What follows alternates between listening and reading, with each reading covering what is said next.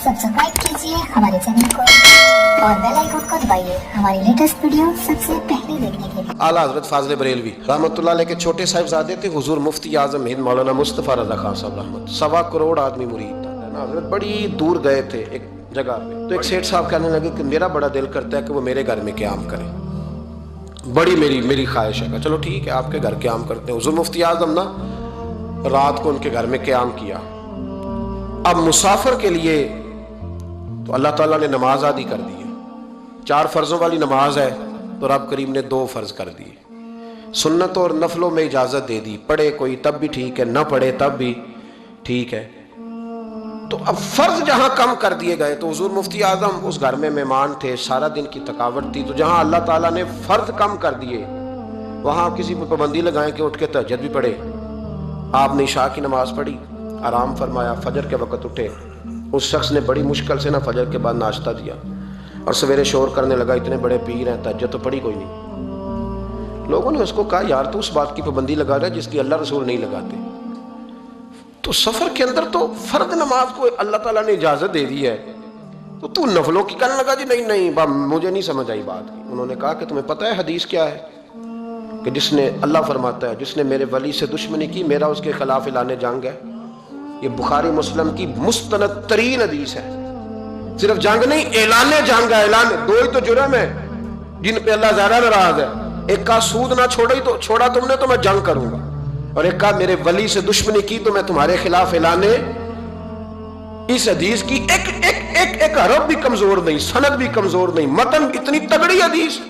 हजरत मुआज़ इब्न जबल रदी अल्लाह ताला अन्हु नबी पाक सल्लल्लाहु अलैहि वसल्लम के रोजे पर बैठ के रो रहे थे। ये अबू दाऊद शरीफ की हदीस। हजरत उमर आगे का रोते क्यों हो? फरमाने लगे, मुझे 2 हदीसों ने परेशान कर दिया है। एक तो नबी पाक ने फरमाया छोटी सी रियाकारी भी शिरक है, अगरचे शिरक असगर है पर इंसान से गलती हो ही जाती है। और दूसरा हुजूर ने कहा है कि जिसने वली से दुश्मनी की मेरा ऐलान जंग है। तो उमर मुझे कैसे पता चलेगा कि कौन वली है? तो हजरत उमर ने कहा बेहतर यह है कि तू सबकी इज्जत किया कर, सबका इकराम कर। लेकिन यहाँ तो लोग माफ ही नहीं कर रहे। गौसे पाक पर भी फतवा है, दाता अली अजमेरी पर भी फतवा है, ख्वाजा मोइनुद्दीन है। पता नहीं ये कौन सा दीन है, कौन सा मजहब है जिसमें पिछला कोई भी ठीक नहीं था, जो आज पैदा हुआ सिर्फ वो ठीक है। जो जितना ज्यादा बदतमीज होता है उतना ज्यादा उरूज पाता है। हम नहीं जी किसी को मानते, सिर्फ अल्लाह। ये सवाल सुनते हो तो मैं कहता हूं इमाम बुखारी को भी नहीं मानता।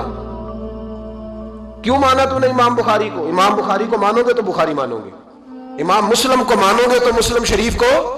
क्या फलसफा है? बगैर किसी इमाम के तू हदीस तक पहुंच ही नहीं सकता। जाना डायरेक्ट जाके ले नबी पाक से हदीस, इमाम बुखारी के बगैर ले, तेरा पता चले। जब उम्मत में जितने लोग गुजर गए सैकड़ों सालों में, वो सारे गलत थे। जो आज पैदा हुआ वो ठीक है। कोई टीवी पे बैठ गया, कोई यूट्यूब पे बैठ गया, सारे गलत थे। जी मैं नया आया हूं, मैं ठीक हूं। ये कैसे हो सकता है? बदतमीजों को उरूज मिलेगा। तो नबी करीम अलैहिस्सलाम ने फरमाया अल्लाह का ऐलान जंग है। ये बुखारी मुस्लिम है, याद रखना। कभी जहन में भी किसी अल्लाह के नेक बंदे के बारे में बुरा ख्याल ना पैदा करना।